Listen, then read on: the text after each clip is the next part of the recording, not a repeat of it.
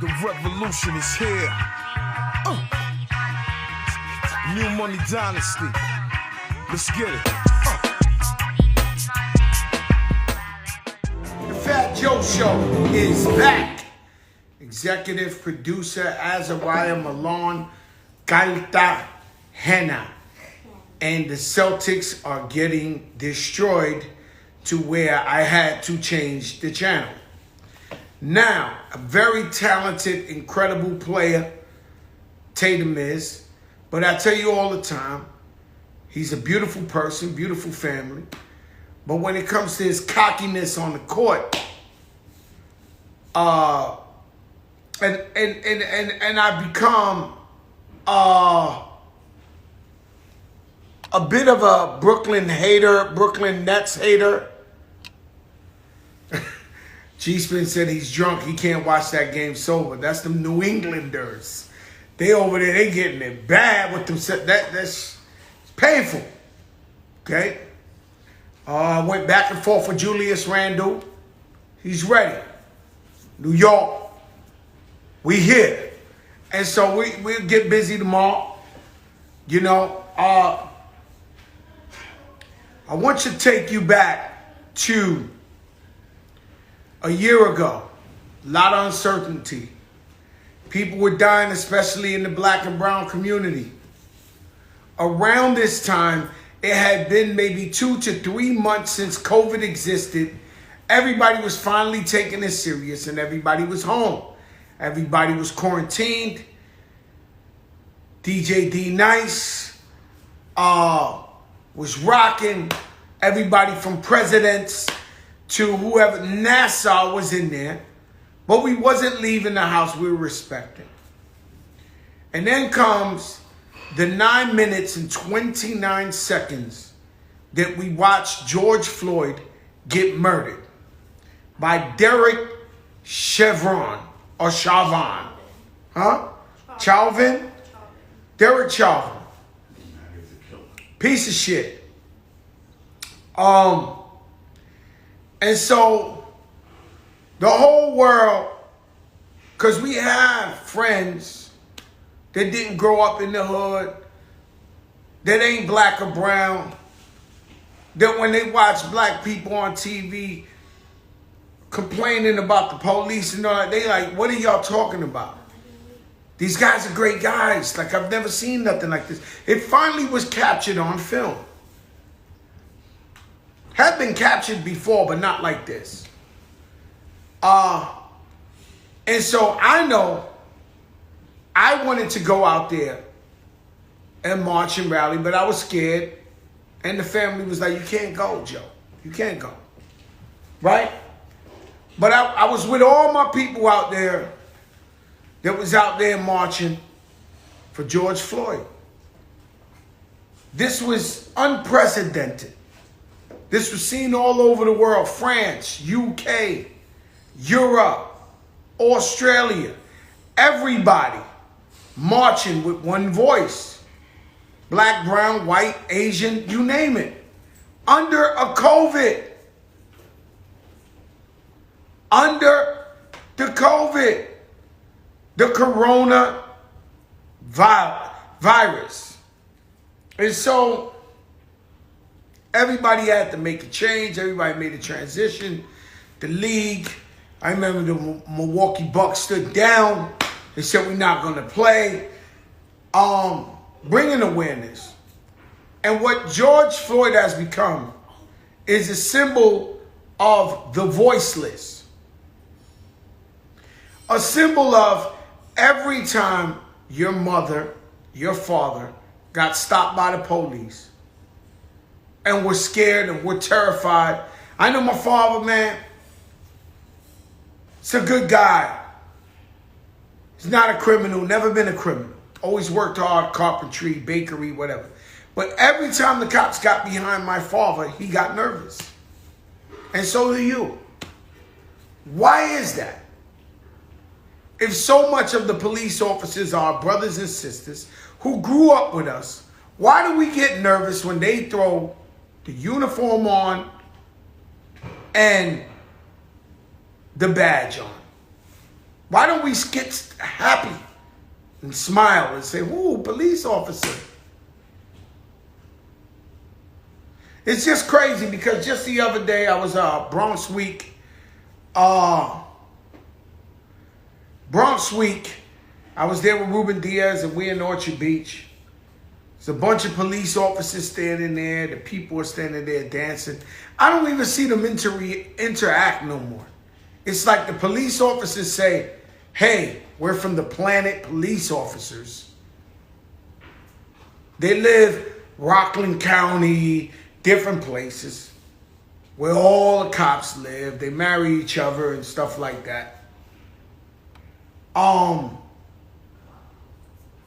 And so we have a big divide going on. And George Floyd became the ultimate symbol of this. We had seen it before with Philando. The worst case I've ever seen was Tamar Rice, 12-year-old kid. I'll explain this to my father. See, my father's a knucklehead. He's Cuban, don't speak English. But I had to explain this to him the other day. And I had to. He agrees. But I explained to him the worst thing I had ever seen was a little kid playing with a toy gun. That's what you're supposed to do when you're 12. Cops and robbers, or cowboys and Indians, in a park, and the cop gets out and shoots him in 2 seconds and kills him. Little kid. And got away with that. And so, all of this was going on. Philando, the guy who worked in the school, great guy, everybody protested for him. We watching a brother in South Carolina, I believe in North Carolina, getting shot in his back. Then the cop throws the taser to act like he had we seen all this shit. The young lady getting murdered in the precinct. We seen it all. But this was the one. And it's been a year. It's been a year. It's been a year since George Floyd had passed away. Now, within that year, we saw so much go on. We saw the president bring out the army in front of the White House and push everybody out. I don't want to turn this about Trump today. I don't want to do that one. Right? I don't want to do that one, but we seen it. We seen police officers clothesline an 80-year-old white man at that, bust his head open up in Buffalo, New York. And so we got to find a way to police the police. Because everybody is accountable for their actions. And so in New York, I believe they passed the law where, so for years, if the cops do it to you, you knew you got to fight the city. If you wanted to sue them, you had to sue the city. It take years. You can't beat them. But now they're holding the police officers personally accountable, meaning their pensions, their jobs, their money, you can sue them. So now they're acting a little different.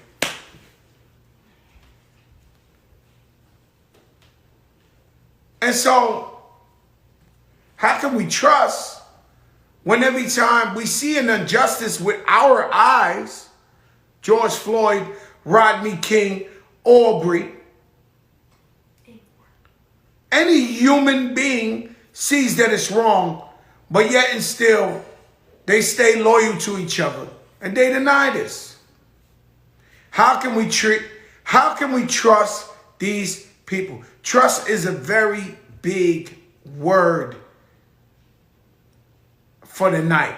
Trust is a very big word. And so there's people like me, even me. Because of COVID, I stood at home, but I've rallied before with Reverend Allen and all of them. But because of COVID, I stood at home. But even me, there's guys on the street that say, Joe, we on the street. You home. And so we got to respect them. When you see a sister getting pepper sprayed and all that in the front line, you got to respect her because she's fighting for justice. And so, how can we find trust? And so tonight, in a couple of minutes, we'll have the one and only Benjamin Crump on here. Now, what does it take to be Benjamin Crump? To only show up where there's pain involved and put the pain on your shoulders. To go out there knowing that you got a 99% chance of losing and still stand up for the people.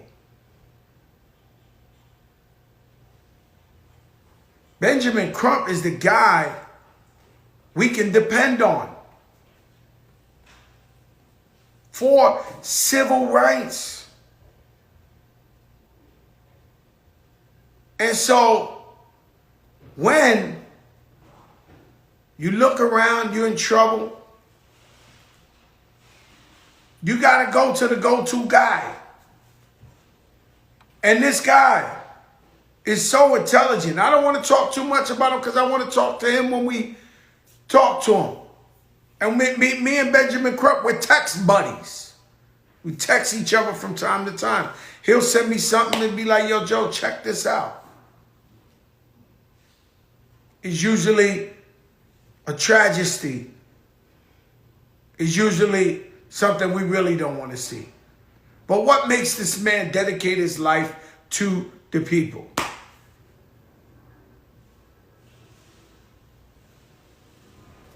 Does he get paid? Of course he does. He's an attorney. I tell you all the time, I live next to these people. I don't know what they do. At least they know I rap. But the next person in the mansion, I don't know what they do for their money. Nor do I ask them.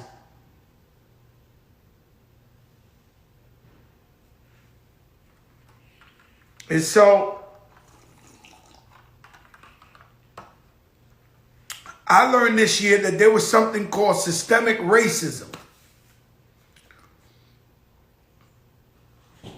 where I knew injustices were happening to me. I knew, let me tell you something. One time in the Bronx, in Drosnik, I tried to buy a house on the water. This is when I first started, right? The house was like $500,000. So I had to put down, I think like $75,000. And then the bank had to do the appraisal and make sure this house is worth what it is. And at the end of the day, the bank denied the loan because the area wasn't accepted. Now that house is probably worth $5 million, but they denied the loan. And in the contract, it said the deposit I put down, the seller gets to keep that. I didn't know that. I'm fresh out the projects, 23, 24 years old. But these are versions of systemic racism. At the time, I thought it was like, my bad, you should have known better. Or when the cops pulled me out the car and before I could talk, they already searching my waist, searching the car. I didn't know that this, I just thought it was like, yo, I caught a bad one. You know, down here in Miami, I'm going to tell you something. Down here in Miami, I remember one night, it was weird, right? My brother Rich the barber, he decided to cook for us. So we in his house, and he didn't have an ingredient. So I said, yo, I'll go. So I get in my car, I try to go to the supermarket. And out of nowhere, cop pulls me over. I got a white Benz coupe, super fly. I used to love that car. And pulls me over, and I didn't have my license on me. So he puts the handcuffs on me. This is in Miami now. He puts the handcuffs on me. and puts me in the back of a cop car. It's been a long time since I've been in the back of the cop car. So I'm realizing, damn, either I got too big or they making these smaller because my knees was damn near by my neck, right? So, but what was crazy was, I had never heard Ku Klux Klan radio. While I'm in the back of the car and they're trying to figure out, do I have a license or not? The radio is Ku Klux Klan radio, talking the N-word, the this, the that. This is the cop. And so I'm sitting there with my hands behind my back, and thank God in Miami they got these computers. My face came up. Boom. He had to let me go. But it's the guys that we pay to protect and serve, listening to Ku Klux Klan radio. And so you can be very fooled in Miami. That's a city that a lot of New Yorkers move to and all that. But you could drive out in the middle of Florida, and that's a very different story. You may see an 18-wheeler truck that the whole shit is painted Confederate flag. An 18-wheeler I've seen, Confederate flag. Will they drive it in Harlem? No. But they'll drive it out there where they in power. And so, driving to ATL. ATL is Black Hollywood, Black Rich, whatever, Black Excellence you want to call it. When you drive from Miami to the ATL, 45 minutes to an hour out the suburbs, you will see Ku Klux Klan crosses. You will see Confederate flags a mile long. And so now, when you get locked up in the ATL, if we believe in systemic racism, ay Dios mío, be clear. Because you think you own it, you know, so it's, once you go in there, who knows what radio they listening to?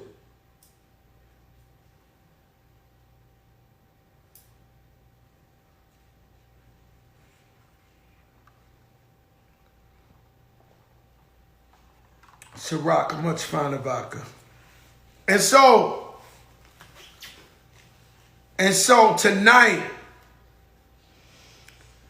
we have one of the greatest voices, orators of this time. I know who he is. He's historical. And I'm always for standing up for the smaller guy. That's what I've always been about. Standing up for the voiceless, standing up for the people who, because George Floyd, there's a bunch of George Floyds in America that don't have a voice, don't have a camera, don't have nobody to speak up to them. It's happening right now outside of Waffle House. It's happening right now on a corner in Harlem or in Brooklyn. It's happening all over the United States. In Compton, it's happening right now. East LA. And so, one thing I've always known that I've learned from the Jewish community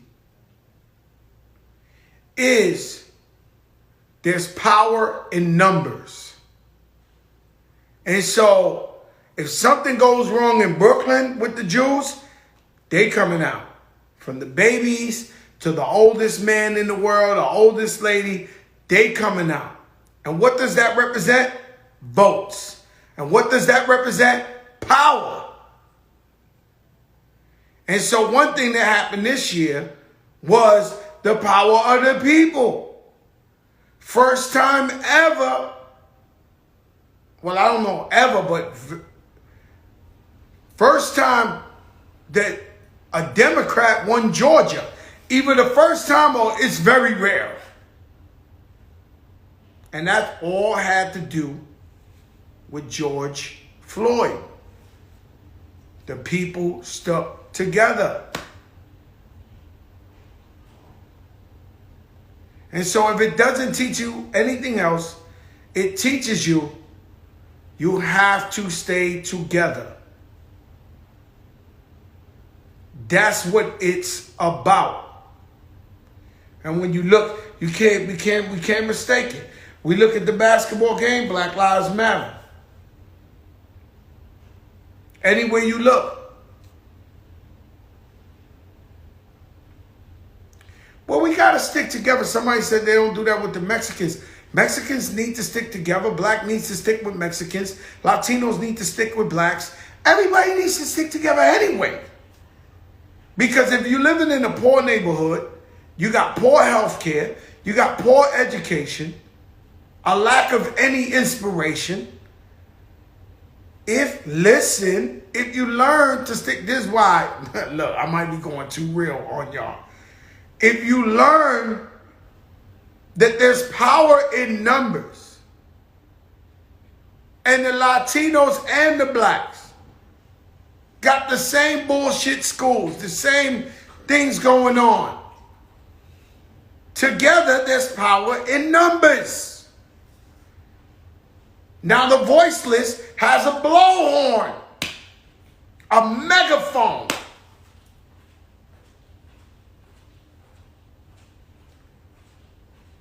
You guys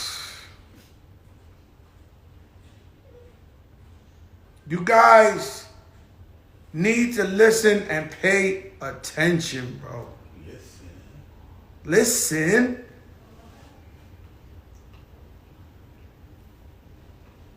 And so, that's what it's all about. And I got a couple of minutes, 3 more minutes to my man.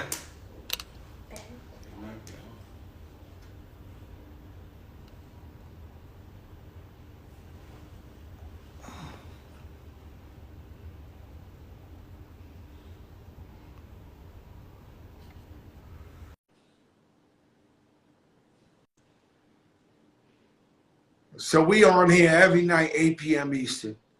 And we're talking about things that really matter. And things that can uplift the people.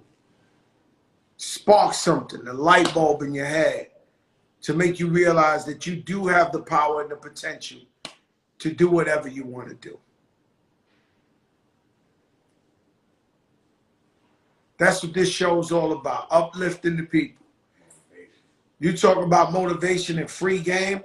This is where it's at. No mumbo jumbo.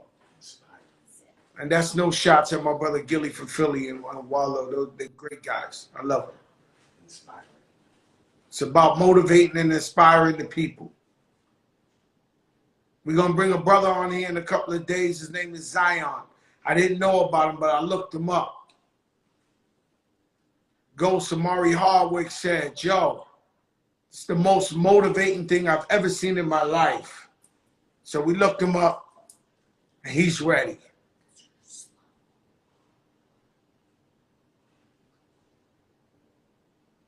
And so that's what this is about. Coming on here and say, hey, guys, I'm so blessed. Because of you, y'all made my dreams come true. And so I'm going to share with you everything I know. Hopefully it'll help you. Does that make sense?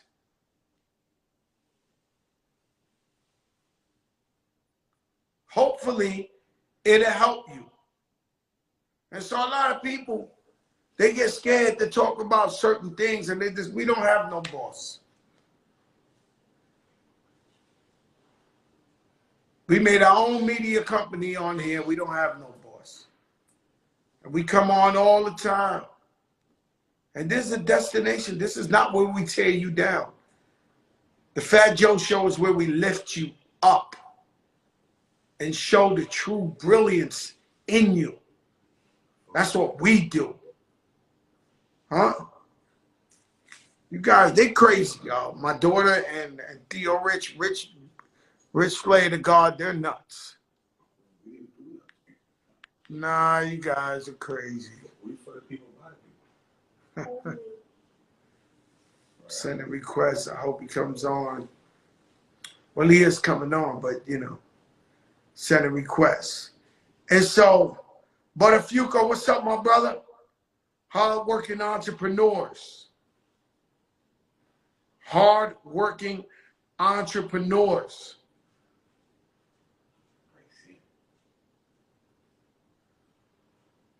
This is terrible what's going on, what's happening to the Celtics.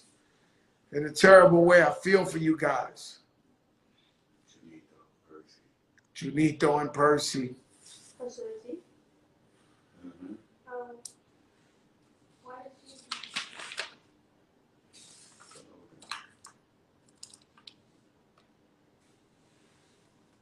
Peace, God.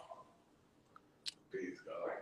You know, they tell me all the time, man. Let me tell you something. Crackhead. Crackhead. Crackhead going on. God, crackhead. They tell me all the time, man. Yo, Joe, man. You love doing it on IG. I love interacting with the people. Where else can you get a situation where you talking and people can respond right to what you're saying?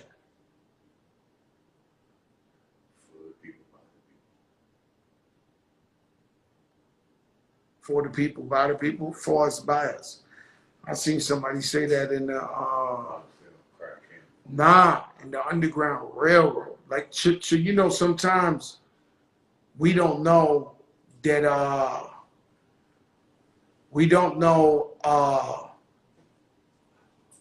Young Nems, what's up? We don't know where these where these quotes and all this come from. That's your guy, As he loves this guy, Willis Ave legend.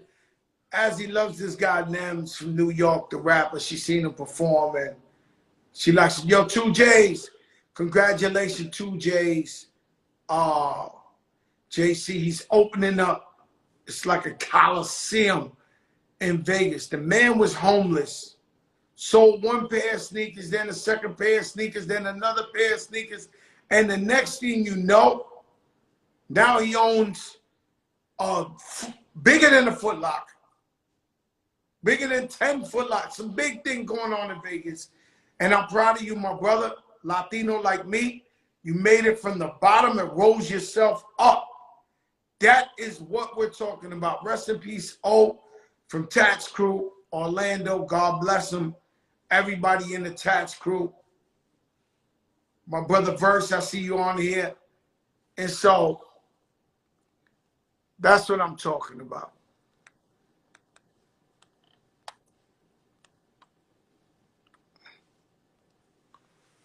Keep sending my requests, guys, but he's gonna answer. And so, shout out to Africa Day. You know, we sent the little video out there. You know, Africa is a very special place to me. I've been all over Africa. And when you see the movie Muhammad Ali and you see boom baye, boom baye, I could believe it because I used to walk the streets of Africa and they be boom baye and me walking the streets of Africa. Never felt the need for real security, never felt unsafe. Went and got my hair cut in the middle of the hood every time. And so you need to get out there and support more out there. So happy Africa Day. I'll send in that video. And that's what we're doing. UK, thank you for making Sunshine #1 in all the charts over there. Sunshine's #1 in the UK. It's amazing to be in the game 26 years and still put out a record that goes #1. They tell us to stop. They tell us when not to believe in ourselves. And if I listen to these people, we do have a Puerto Rican Day Parade. And now with the Puerto Rican Day Parade, I do not know if you guys know, I am the reason for hip hop in the Puerto Rican Parade. There was a man named Ramon Velez who ran the Puerto Rican Parades. He refused to put hip hop on there. He said Puerto Ricans don't like hip hop. And so I fought him and fought him and fought him. And every year I went back till he finally gave in, and it became the biggest shit in the Puerto Rican parade.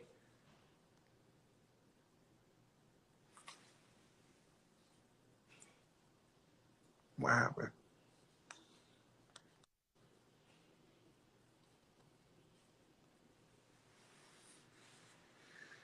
Man. Nah, he won't do that. He's gonna show up. Yo, 2Js. Stay right there, 2Js. I requested Ben the Crump. I'm waiting on him. I'll take 2Js down to really give me the fastest way of his story. But Family. Yo, 2J. What's going on, bro? Where you at, in the new store? Man, bro, Joe, listen, bro. Look, bro. Show them how big that store is. Look at this sneaker wall, Joe. Nah, I don't think they ready, bro. 2Js. I'm listening. I'm here, family. How you? Tell them how you started in the sneaker game. So a couple years ago, I moved out to Vegas. In my first 6 months I was out here, I was homeless. I used to panhandle on the strip. I used to try to sneak into hotels and casinos to try to shower. And when I couldn't, I would jump in the fountains in front of Caesar's Palace. And close to 7 years ago, I started with one shoe and $40. And now we're here with the biggest sneaker store in the city inside Caesar's Palace. When is the grand opening? 2Js? Friday. This Friday right now? This Friday, bro. But look at this wall. Here, let me. I know you got people lined up, and this wasn't part of the agenda, and I genuinely appreciate you, but I just want to show the world, man. And then look, that's just the first floor. So there's 4,800. Anything's possible. Man, 4,800 pairs. Anything's possible. That part. There's 4,800 different pairs of sneakers on that wall right now. Then we did clothing. Wow. There's a bunch of art. I did a lot of art.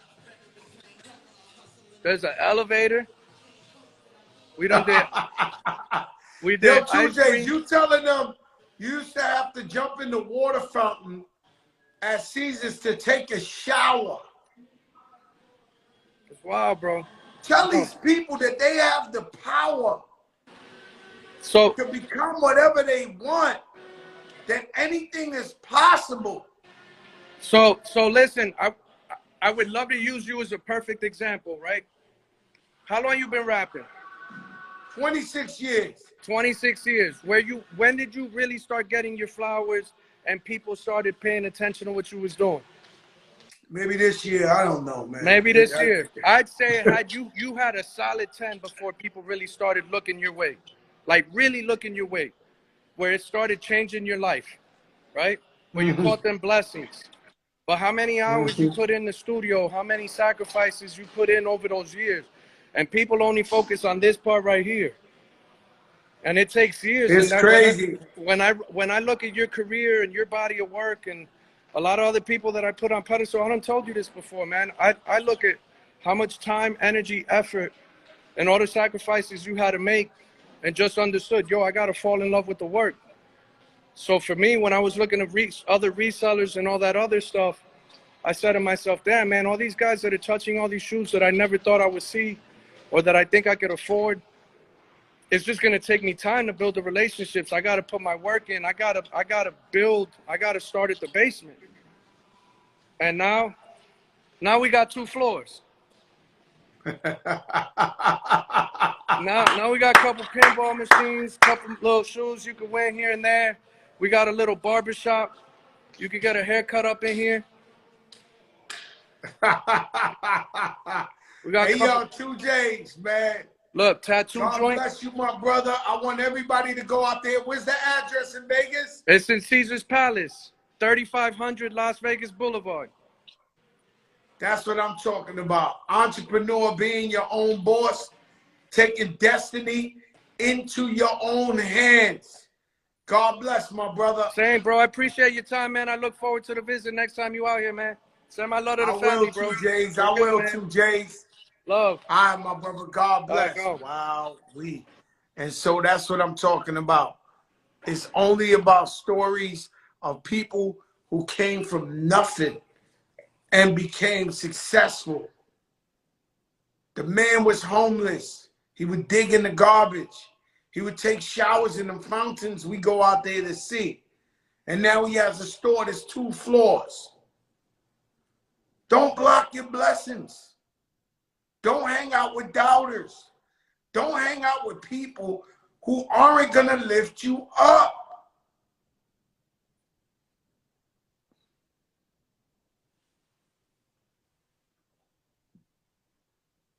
Everybody has to win. Why are you worried about somebody else winning? Why does it bother you that somebody else wins? Why are you not happy for that man? You know what that means? When that man wins, that means there's more jobs in the community. The money trickles down. That's the true trickle-down effect. Brother like that, get a store 2 floors. Who you think he's hiring?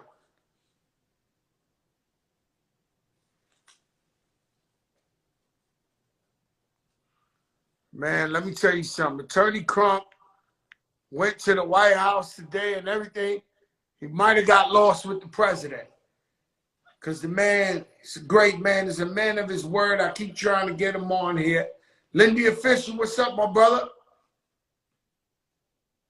Yeah, that's crazy. People do be mad when you win. And that's the craziest thing. I never understood that. Every time I seen Puff Daddy win or Jay-Z or Dr. Dre at this, I said, wow, I could do that. His flight might be delayed. His flight might be delayed? From Minneapolis to DC. Oh, he was going from Minneapolis to DC. I mean, listen, I love Ben Crump no matter what. And I'll save these beautiful questions I have for Ben Crump because I know he'll be coming back. He's been on the show before. We talk almost every other day, texting and stuff like that. So I'm going to wait. I'm going to keep requesting. Better late than never. But, you know, yeah, because what happens is you're supposed to look at everything as inspiration. One time when I first met LL Cool J, oh, this is a Joker moment because I don't think I said this. And so LL Cool J invited me to his house in Long Island. Right, when I went there, it was so beautiful. You know, he's my idol. It was so beautiful. And I was looking like, oh my God, I've never seen nothing like this. Right? And I said, how did you get this? He said, that's simple. You do the same thing I do, but you rap for the streets and the hardcore guys and all. I rap to the girls. I make commercial hits. And that's why I got money like this to buy this. And so that sparked an idea in my head that didn't only go with me, it went with Big Pun. And so when I met Big Pun, I said, oh no, this is gonna be the Spanish Biggie. We're gonna throw Versace on him, we're gonna make him fly, we're gonna talk to the ladies, we're gonna do a little bit of everything. And so from that one conversation, it sparked a light bulb in my head that made me change my game up. And Rashad, we're waiting for Ben Crump. We are not going to get into white van talk tonight. And it's so crazy that a show that started from nothing, we have segments. This is crazy. My daughter's 15 now. She was 14. She turned on the live and said, go ahead, talk to your people. And so I talked to them. We have Joker moments. We got You Don't Know Who You Know. We got white van talk. We definitely can't do a white van talk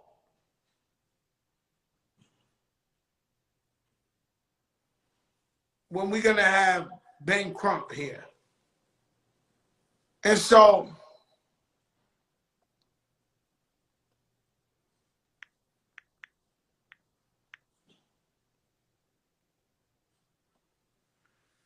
We're going to keep trying. It's okay. You can watch me, or you can watch these guys getting beat by 10,000 points. But let me tell you what we don't do on this show is drag nobody or pull nobody down. It's all about uplifting people, bro. For years, we've been duped. We've been going on these hip-hop shows thinking that we're going to promote our album or promote something or show love, and it always turns into who you got beef with. Who's this? Who's that? Oh, this guy just better than you, or this guy this. And then that's how they bring the drama together. With all that Biggie, Tupac, a lot of it was the magazines. A lot of that drama was the magazines playing everybody against each other. We don't do that, bro. And we've been successful. We're successful. When you come from nothing and you have something,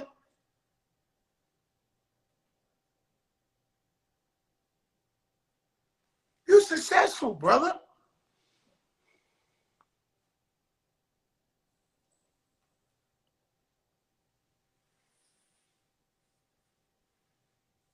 Yeah, people could love drama. I'll save it for the movies.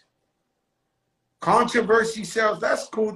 I think that's a myth that they told us. All I did was mess up my bag beefing with 50 Cent and Jay-Z. I don't know how much controversy sells. I might have had a bunch of dumb guys going, yeah, God, yeah, you get it. But the bag wasn't in the beef. Hello? The bag wasn't in the beef. Hello?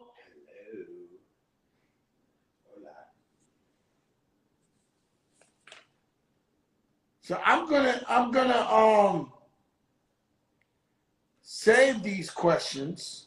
I had a lot of real stuff to talk to Benjamin Crump about. And so the world is a very dark place. There's a lot of terrible things going on. You see what happened in Colombia. You see what happened over there in Palestine and Israel. You see what happened in Ethiopia. If you just look, Syria, it's a bunch of crazy shit going on. And so you got to do what you can in a righteous way from wherever you at to make a difference. And every little bit counts. Every little bit counts. And so I'm not going to talk about Donald Trump. I know he's a hot topic today. I just mind my business. But it's looking like it's heating up over there. I don't, you know me, I don't never recommend or I never feel happy when someone's about to go down. But it's looking serious over there. So I'm gonna do it like this. Keep trying. But you wanna know what, guys? Let me tell you a secret. If I ain't tried, we would have never made it this far. If I didn't try, we would have never made it this far. Do I believe in God? You must not watch the show. I beyond believe in God. Every day we talk about God, man. Every day we talk about God. Put God first. Put God first in your good and bad times. I just believe that we worship God in different ways. And everything is tailor-made with your relationship with God. I don't believe I have to go into it, which I'm not against anyone that goes to church. Love church. I watch church. I watch Joel Osteen, T.D. Jakes.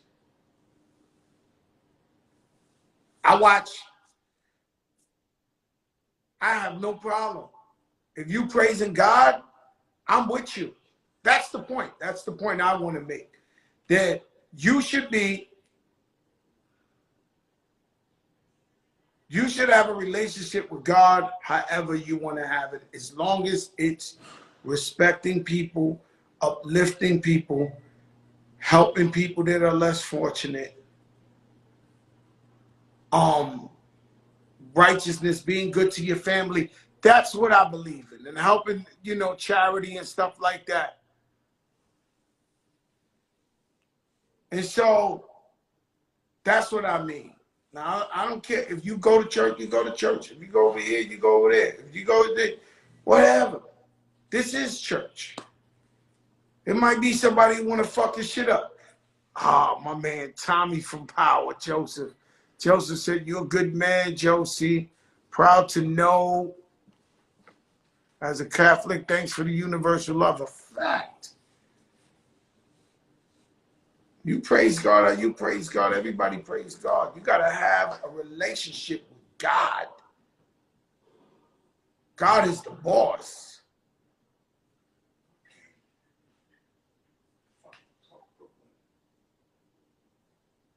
Yeah, Brooklyn is running away with it. The Nets win.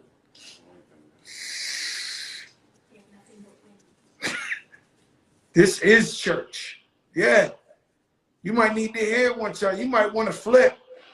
All right, Joseph, good looking, my brother. You might want to flip. Come on here and be like Fat Joe, talk you out of it.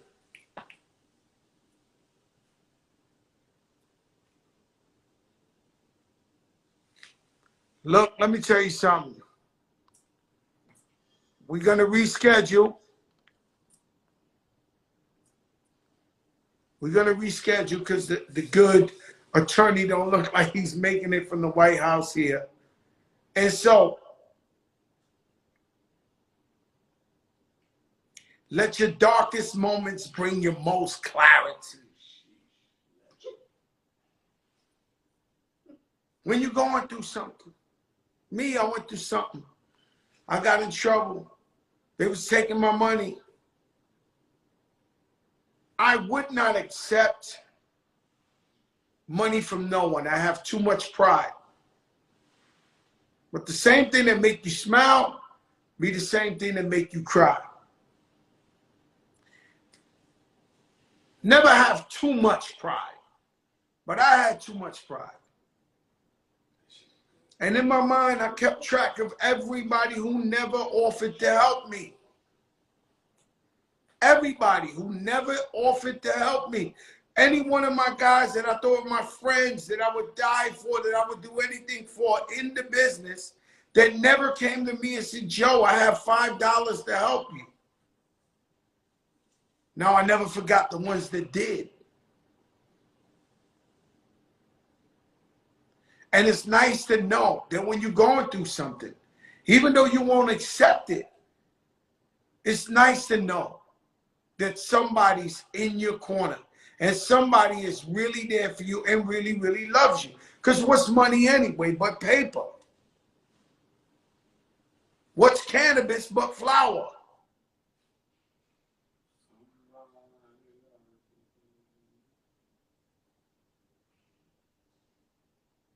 You know, I got a crazy stories about my girl, Lauren Riding Girl. She came to court when I got sentenced. She heard everything. She begged me to come to her house. This woman is filthy rich. And so I go to her house and she's friend and everything. And she's crying when I get in there. "Oh, Joe, I can't believe this. And they even took your IRA." And she said, "I spoke to JR and he told me I can give you this." It was $1 million check. The check was $1 million. While I was at my lowest point, about to go to jail, they took all my money. She came with $1 million check. Chased me around the house because I wouldn't take it. And I said, "Lauren, I can't take your check. I don't get down like that. But could you show me how to make $1 million and more millions other than rap music? Can you show me how to be an entrepreneur? Could you show me some of the things that made you successful?" That's what I want to know. I don't want to fish. I want to learn how to fish. And she did. But I never forgot she chased me with that check. Coming from Forest Projects, coming from nothing, welfare, sleeping on the floor. I actually had a friend that wanted to give me $1 million check. I felt so good and so proud leaving there, knowing that I had a friend who wanted to help me. So let your darkest moments bring your most clarity. Now, if you're going through a hard time or you went through a hard time and nobody stood next to you, if it doesn't kill you, it's just a lesson. God is teaching you a lesson. So now a fool makes a mistake. Anybody makes a mistake, only a fool makes it twice.